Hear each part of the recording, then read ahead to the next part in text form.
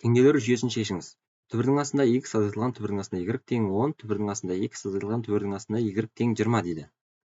Енді теңдеулер жүйесінде сонда берілгенде түбірдің астында x азайтылған түбірдің астында y тең 10 дейді, 10. Сосын астында түбірдің астында x азайтылған түбірдің астында y тең 20 дейді. Енді бұл есепке қарайтын болсақ, теңдеулер жүйесінің мынау математикалық өрнекте, яғни сол жақтары бірдей, міне қарайтын болсақ, түбірдің астында x азайтылған түбірдің астында y екеуі де бірдей. Ал мәндеріне келетін болсақ, мына жағында төбесінде 10, астында 20 дейді. Енді мұндай есептің шешімі жоқ. Себебі біз азайту амалын қолданып, төбесінен астына азайтатын болатын болсақ, яғни сол жақтары түбірдің астында x, түбірдің астында y бірдей болғандықтан, үстінен астына азайтқан кезде 0 шығады, сосын тең болады. Мына жағы 10 азайтылған 20 болады.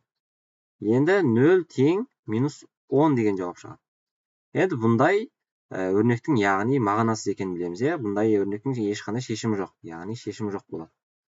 Енді жауаптарына қарайтын болсақ, шешімі жоқ деген жауап дұрыс екен.